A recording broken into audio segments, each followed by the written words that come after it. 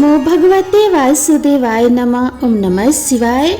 नमस्कार दोस्तों, आप सभी को कामदा एकादशी व्रत की हार्दिक शुभकामनाएं। आज चैत्र मास के शुक्ल पक्ष की एकादशी तिथि है और इस एकादशी को कामदा एकादशी के नाम से जाना जाता है। कुछ स्थानों पर इसे कामदा ग्यारस भी कहते हैं। जिस प्रकार अग्नि लकड़ी को जलाकर राख कर देती है, उसी प्रकार कामदा एकादशी का व्रत सभी पापों को जलाकर भस्म कर देता है। इस एकादशी की कथा को सुनने से मनुष्यों को 1000 यज्ञ करने के बराबर फल की प्राप्ति होती है एवं सुख और सौभाग्य मिलता है तथा पूर्वजों को मोक्ष की प्राप्ति होती है। तो आज मैं आप सभी को सुना रही हूँ कामदा एकादशी की बड़ी ही दुर्लभ कथा। इन कथाओं को सुनने से समस्त मनोकामनाएं पूर्ण हो जाती हैं। तो आइए भगवान श्री लक्ष्मी नारायण जी के चरणों का ध्यान करते हुए इस कथा को सुनते हैं। आज चैत्र मास के शुक्ल पक्ष की एकादशी तिथि है और इस एकादशी को कामदा एकादशी के नाम से जाना जाता है। कुछ स्थानों पर इसे कामदा ग्यारस भी कहते हैं। कामदा शब्द का अर्थ है इच्छाओं की पूर्ति करने वाला, जो इच्छाओं को पूरा करने तथा व्यक्ति के जीवन में खुशहाली और सकारात्मक परिवर्तन लाने की क्षमता को दर्शाता है। ऐसा माना जाता है कि इस दिन व्रत रखने और पूर्ण पुरुषोत्तम भगवान श्री हरि विष्णु जी की भक्ति पूर्वक पूजा करने से अपार आध्यात्मिक फल की प्राप्ति होती है। कामदा एकादशी को सभी पापों और बाधाओं को दूर करने की शक्ति के लिए पूजा जाता है। जिस प्रकार अग्नि लकड़ी को जलाकर राख कर देती है, उसी प्रकार कामदा एकादशी का व्रत सभी पापों को जलाकर भस्म कर देता है। इस एकादशी की कथा को सुनने से मनुष्यों को 1000 यज्ञ करने के बराबर फल की प्राप्ति होती है एवं सौभाग्य मिलता है तथा पूर्वजों को मोक्ष की प्राप्ति होती है। तो आज मैं आप सभी को सुना रही हूँ कामदा एकादशी व्रत की बड़ी ही दुर्लभ कथा। इन कथाओं को सुनने से समस्त मनोकामनाएं पूर्ण हो जाती हैं। तो आप सब बड़ी ही श्रद्धा और प्रसन्नचित मन से इन कथाओं को पूरा अवश्य सुनिएगा। तो आइए भगवान श्री लक्ष्मी नारायण जी के चरणों का ध्यान करते हुए इस कथा का श्रवण करते हैं। भगवान श्री कृष्ण जी के प्रिय सखा अर्जुन ने कहा कि हे कमल नयन, मैं आपको कोटि कोटि नमन करता हूँ। हे जगदीश्वर, मैं आपसे प्रार्थना करता हूँ कि आप कृपया करके चैत्र माह के शुक्ल पक्ष की एकादशी की कथा का भी वर्णन सुनाइए। इस एकादशी का क्या नाम है तथा इस व्रत को करने से किस फल की प्राप्ति होती है। तब भगवान श्री कृष्ण जी ने कहा कि हे अर्जुन, एक बार यही प्रश्न राजा दिलीप ने गुरु वशिष्ठ जी से किया था। अब मैं तुम्हें इस एकादशी की कथा को सुनाता हूँ, ध्यान पूर्वक श्रवण करो। प्राचीन समय में भागीपुर नाम का एक नगर था, जिस पर पुंडरीक नाम का राजा राज्य करता था। राजा पुंडरीक अनेक ऐश्वर्यों से युक्त था। उसके राज में अनेक अप्सराएं, गंधर्व, किन्नर आदि वास करते थे। उसी नगर में ललित एवं ललिता नाम के गायन विद्या में पारंगत गंधर्व स्त्री पुरुष अति संपन्न घर में निवास करते हुए विहार किया करते थे। उन दोनों में इतना प्रेम था कि वे अलग हो जाने की कल्पना मात्र से ही व्यथित हो उठते थे। एक बार राजा पुंडरीक गंधर्वों सहित सभा में विराजमान थे। वहां गंधर्वों के साथ ललित भी गायन कर रहा था। उस समय उसकी प्रियतमा ललिता वहां उपस्थित नहीं थी। गायन करते करते अचानक उसे ललिता का स्मरण हो उठा। जिसके कारण वह अशुद्ध गायन करने लगा। नागराज करकोटक ने राजा पुंडरीक से उसकी शिकायत की। इस प्रकार राजा को भयंकर क्रोध आया और उन्होंने क्रोधवश ललित को श्राप देते हुए कहा, अरे नीच, तू मेरे सम्मुख गायन करते हुए भी अपनी स्त्री का स्मरण कर रहा है। इससे तू नरभक्षी दैत्य बनकर अपने कर्म का फल भोग। ललित गंधर्व उसी समय राजा पुंडरीक के श्राप से एक भयंकर दैत्य में परिवर्तित हो गया। उसका मुख विकराल हो गया। उसके नेत्र सूर्य और चंद्र के समान प्रदीप्त होने लगे। मुंह से आग की भयंकर ज्वाला निकलने लगी। उसकी नाक पर्वत की कंदरा के समान विशाल हो गई और गर्दन पहाड़ के समान दिखाई देने लगी।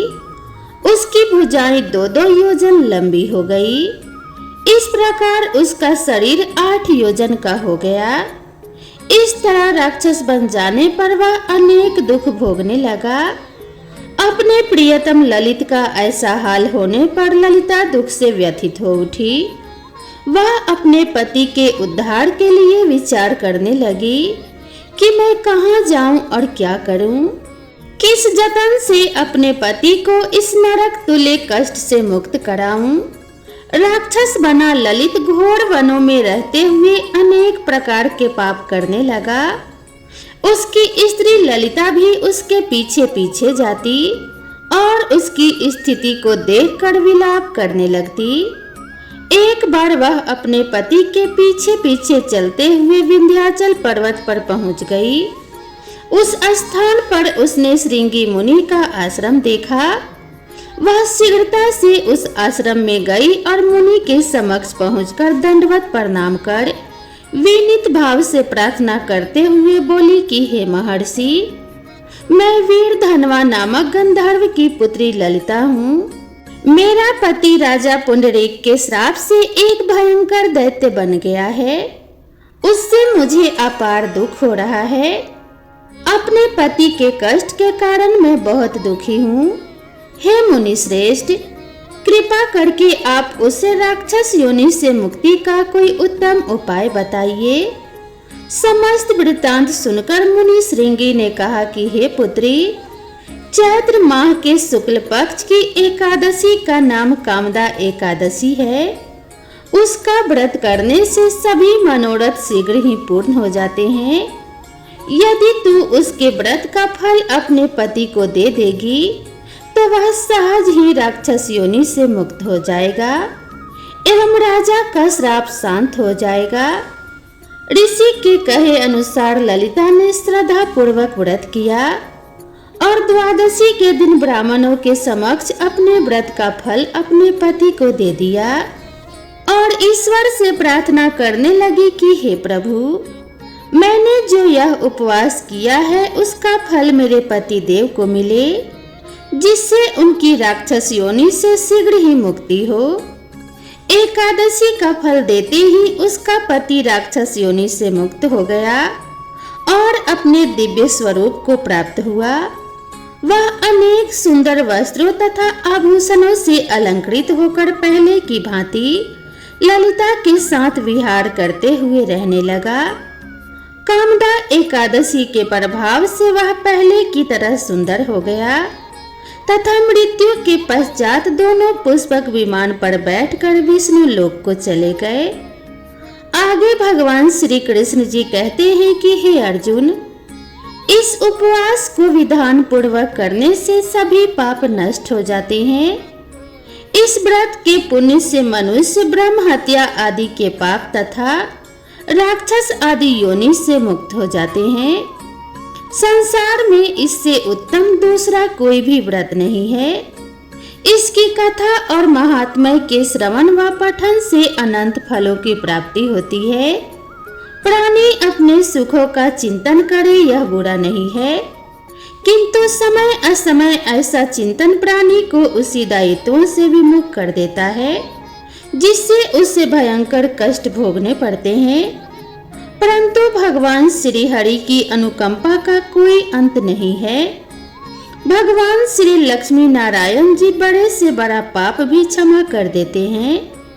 तो बोलिए श्री लक्ष्मी नारायण भगवान जी की जय, श्री राधा रानी कृष्ण की जय। अब आइए भगवान श्री विष्णु की एक सच्ची कथा का रसपान करते हैं, जिसे सुनने मात्र से सभी प्रकार की मनोकामनाएं शीघ्र ही पूर्ण होती हैं। एक गांव में एक निर्धन जुलाहा दंपति रहता था। जुलाहे का नाम था माधव और उसकी पत्नी का नाम था कांता। वे दोनों बहुत परिश्रमी थे।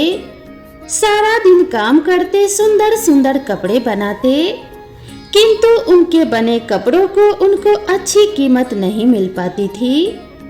फिर भी जो मिलता वे उसी में संतुष्ट रहते और एक टूटी फूटी झोपड़ी में रहकर अपना जीवन व्यतीत कर रहे थे। वे बहुत संतोषी स्वभाव के थे। वे दोनों भगवान श्री कृष्ण के अनन्य भक्त थे। दिन भर के परिश्रम के बाद जो भी समय मिलता उसे वे दोनों भगवान के भजन कीर्तन में बिता देते। माधव के पास एक तानपुरा और एक खरताल थी।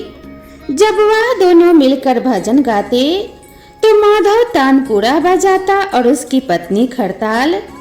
फिर तो दोनों भगवान के भजन में ऐसे डूब जाते कि उनको अपनी भूख प्यास की चिंता भी नहीं रहती थी। उन्होंने अपनी दीनहीन अवस्था के लिए कभी भगवान को कोई उलाहना नहीं दिया और अपने इसी जीवन में प्रसन्न थे। लेकिन एक दुख उनको सदा सताता रहता कि उनकी कोई संतान नहीं थी। इसको लेकर वह सदा चिंतित रहा करते थे। चिंता तो थी, फिर भी दोनों सदा भगवान की भक्ति में मगन रहते। इसको भी उन्होंने भगवान की लीला समझकर स्वीकार कर लिया और निष्काम भाव से भगवान श्री कृष्ण की भक्ति में लीन रहते। जब उनकी आयु अधिक होने लगी तो एक दिन माधव ने कांता से कहा कि हमारी कोई संतान नहीं है। कहते हैं कि संतान के बिना मुक्ति प्राप्त नहीं होती। अब हमारी आयु भी अधिक हो चली है, न जाने कब बुलावा आ जाए। मरने के बाद हमारी चिता को अग्नि कौन देगा? कौन हमारे लिए तर्पण आदि कार्य करेगा? कैसे हमारी मुक्ति होगी? माधव बोला, तू चिंता क्यों करती है? ठाकुर जी है ना, वही सब देख लेंगे।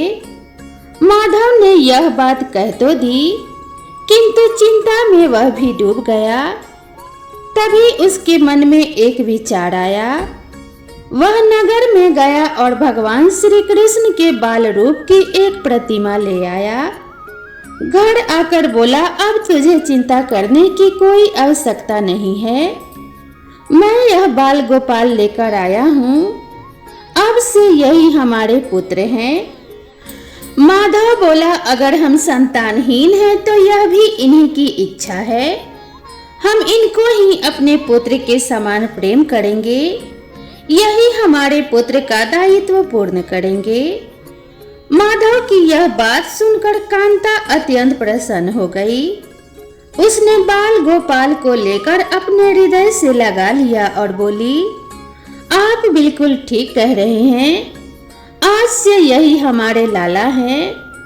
फिर क्या था, दोनों पति पत्नी ने घर का एक कोना साफ करके वहां बाल गोपाल के लिए एक स्थान बनाया और एक चौकी लगाकर उस पर बाल गोपाल को विराजित कर दिया।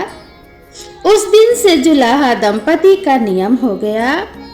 वह प्रतिदिन बाल गोपाल को स्नान कराते, उनको धुले वस्त्र पहनाते, अपने पुत्र की तरह उनको लाड़ लड़ाते, उन्हीं के सामने बैठकर भजन कीर्तन करते और वहीं सो जाते थे। वे दोनों अपने हाथों से बाल गोपाल के लिए सुंदर सुंदर वस्त्र बनाकर उनको पहनाते, उन्हें खाना खिलाते, उनको झूला झूलाते और रात को उनको सुलाकर ही स्वयं सोते थे। इन सब में उनको बड़ा आनंद आता। धीरे धीरे दोनों बाल गोपाल को अपनी संतान के समान ही प्रेम करने लगे। बाल कृष्ण अब उनके परिवार का हिस्सा बन गए थे। कांता का नियम था कि वह रोज पहले अपने हाथों से अपने लाला को भोजन कराती, बाद में स्वयं भोजन करती थी। लाला को भोजन कराते समय उसको ऐसा ही प्रतीत होता जैसे वह अपने पुत्र को ही भोजन करा रही हो। उन दोनों के निश्चल प्रेम को देखकर करुणा निधान भगवान अत्यंत प्रसन्न हुए और उन्होंने अदृश्य रूप में आकर स्वयं भोजन खाना आरंभ कर दिया। कांता जब प्रेम पूर्वक बाल गोपाल को भोजन कराती तो भगवान को ऐसा प्रतीत होता मानो वह अपने माँ के हाथों से ही भोजन कर रहे हो। उनको कांता के हाथ से प्रेम पूर्वक मिलने वाले हर कौड़ में माँ का प्रेम प्राप्त होता था। भगवान श्री कृष्ण स्वयं माँ के उस प्रेम लीला के वशीभूत हो गए, किंतु कांता कभी जान नहीं पाई कि स्वयं बाल गोपाल उसके हाथ से भोजन करते हैं। एक दिन घर का काम बहुत अधिक हो जाने के कारण कांता बाल गोपाल को भोजन कराना भूल गई। गर्मी का समय था। भारी दोपहरी में दोनों पति पत्नी कार्य करते करते थक के सो गए। उनको सोए हुए कुछ ही देर हुई थी कि उनको एक आवाज सुनाई दी, मैया बाबा मुझको भूख लगी है। दोनों हड़बड़ा कर उठ गए। चारों ओर देखा आवाज कहां से आई, किंतु कुछ दिखाई नहीं दिया। तभी अचानक लीला को याद आया कि आज उसने अपने लाला को भोजन नहीं कराया है। वह हड़बड़ा कर उठी और दौड़कर लाला के पास पहुंची तो देखा कि बाल गोपाल का मुख कुम्हलाया हुआ है। इतना देखते ही दोनों पति पत्नी वहीं उनके चरणों में गिर पड़े। दोनों की आंखों से आंसुओं की धार बह निकली। लीला तुरंत भोजन लेकर आई और ना जाने कैसा प्रेम उमड़ा कि उसने लाला को उठाकर अपनी गोद में बैठा लिया और भोजन कराने लगी। दोनों पति पत्नी रोते जा रहे थे और लाला को भोजन कराते जा रहे थे। साथ ही बार बार उनसे अपने द्वारा हुए अपराध के लिए क्षमा मांगते जा रहे थे। ऐसा प्रगाढ़ प्रेम देखकर भगवान अत्यंत द्रवित हुए और अंतर्यामी भगवान श्री हरि साक्षात रूप में प्रकट हो गए। भगवान ने अपने हाथों से अपने रोते हुए माता पिता के आंखों से आंसू पोंछे और बोले, प्रिय भक्त, मैं तुम्हारी भक्ति और प्रेम से अत्यंत प्रसन्न हूँ। तुम जो चाहे वर मांग लो, मैं तुम्हारी प्रत्येक इच्छा पूर्ण करूँगा। इतना सुनते ही दोनों भगवान के चरणों में गिर पड़े और बोले, दया निधान आप हमसे प्रसन्न हैं और स्वयं हमारे सम्मुख उपस्थित हैं। इसी से हमारा जीवन धन्य हो गया। इससे अधिक हमें और क्या चाहिए? इससे अधिक किसी भी वस्तु का भला क्या महत्व हो सकता है? आपकी कृपा हम पर बनी रहे, बस इतनी कृपा करना। भगवान श्री हरि बोले, यदि तुम चाहो तो मैं तुम्हारे जीवन में संतान के अभाव को समाप्त कर तुम्हें एक सुंदर संतान प्रदान करूं। यह सुनते ही माधव और कांता एकदम व्याकुल होकर बोले, नहीं भगवान, हमको संतान नहीं चाहिए। उनका उत्तर सुनकर भगवान ने पूछा, किंतु क्यों? अपने जीवन में संतान की कमी को पूर्ण करने के लिए ही तो तुम मुझको अपने घर लेकर आए थे। यह सुनकर वह दोनों बोले, प्रभु, हमको भय है कि यदि हमको संतान प्राप्त हो गई तो हमारा मोह उस संतान के प्रति बढ़ जाएगा और हम अब की तरह आपकी सेवा नहीं कर पाएंगे। उनका प्रेम और भक्ति से भरा उत्तर सुनकर करुणा निधान भगवान करुणा से भर उठे। उनके विचार सुनकर स्वयं भगवान की आंखों से अश्रु गिरने लगे। भगवान श्री हरि विष्णु बोले, हे मैया और बाबा, मैं यहाँ आया तो था आपके ऋण को उतारने के लिए, किंतु आपने तो मुझको सदा सदा के लिए अपना ऋणी बना दिया। मैं आपके प्रेम का यह ऋण कभी नहीं उतार पाऊंगा। मैं सदा सदा तुम दोनों का ऋणी रहूंगा। मैं तुम्हारे प्रेम और भक्ति से अत्यंत प्रसन्न हूँ। तुमने अपने निर्मल प्रेम से मुझको भी अपने बंधन में बांध लिया है। मैं तुम्हें वचन देता हूँ कि आज से मैं तुम्हारे पुत्र के रूप में तुम्हारे समस्त कार्य पूर्ण करूँगा। तुम्हें कभी संतान का अभाव नहीं होने दूंगा। तुम ये तो जानते ही हो कि मेरा वचन कभी असत्य नहीं होता। ऐसा कहकर भक्तवत्सल भगवान बाल गोपाल की प्रतिमा में विलीन हो गए। उस दिन से माधव और कांता का जीवन बिल्कुल ही बदल गया। उन्होंने सारा काम धंधा छोड़ दिया और सारा दिन बाल गोपाल के भजन कीर्तन और उनकी सेवा में व्यतीत करने लगे। भजन करते हुए उनको न भूख सताती और न ही प्यास लगती थी। उन्होंने सभी प्रकार की इच्छाओं का पूर्ण रूप से त्याग कर दिया।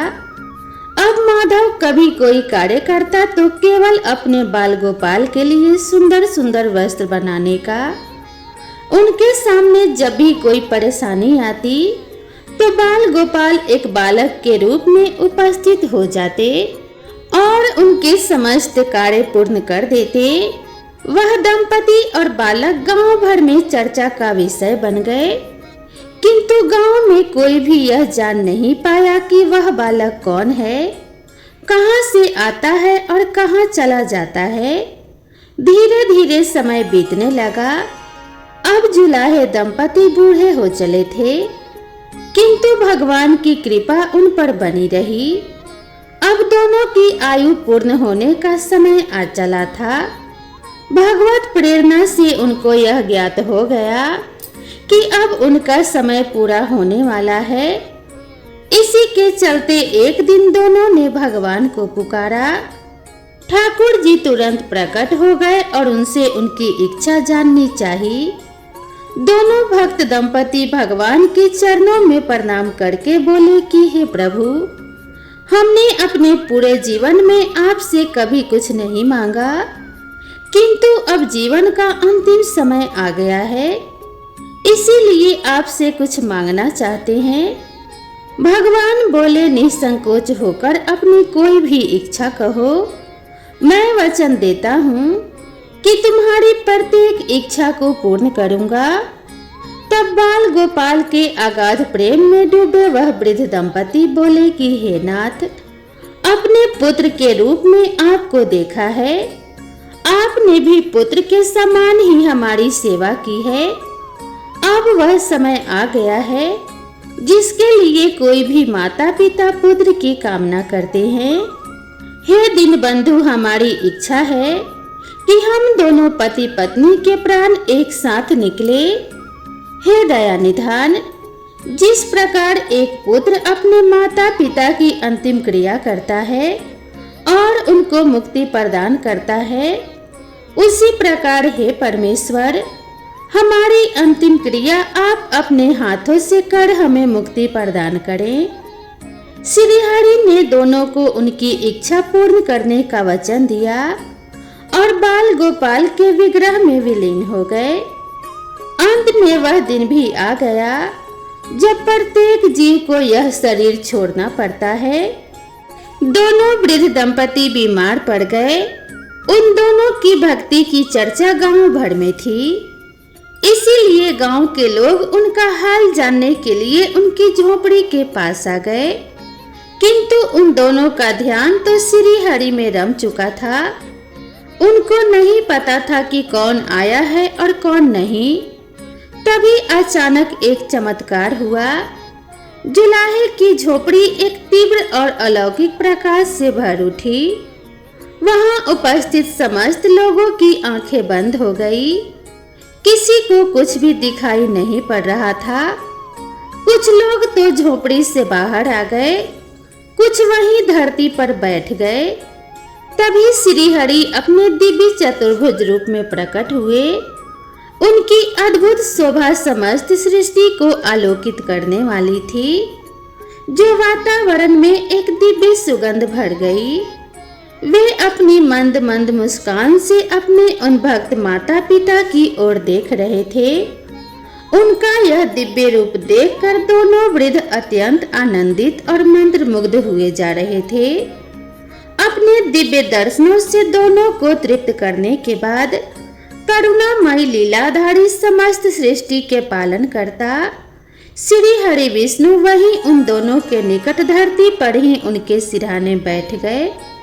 भगवान ने उन दोनों भक्तों का सर अपने गोद में रख लिया, उनके शीश पर प्रेम पूर्वक अपना हाथ रखा, तत्पश्चात अपने हाथों से उनके नेत्र बंद कर दिए। इतना करते ही तत्काल दोनों के प्राण निकलकर श्री हरि में विलीन हो गए। पंचभूतों से बना शरीर पंचभूतों में विलीन हो गया। कुछ समय बाद जब वह दिव्य प्रकाश का लोप हुआ तो सभी उपस्थित ग्रामीणों ने देखा कि वहां ना तो माधव था और ना ही कांता थी और ना ही बाल गोपाल की वह प्रतिमा थी। बचे थे तो मात्र कुछ फूल जो धरती पर पड़े थे और एक दिव्य सुगंध जो वातावरण में चारों ओर फैली थी। विस्मित ग्रामीणों ने श्रद्धा से उस धरती को नमन किया। उन पुष्पों को उठाकर ग्रामवासियों ने शीश से लगाया तथा माधव और कांता की भक्ति और गोविंद के नाम का गुणगान करते हुए चल दिए।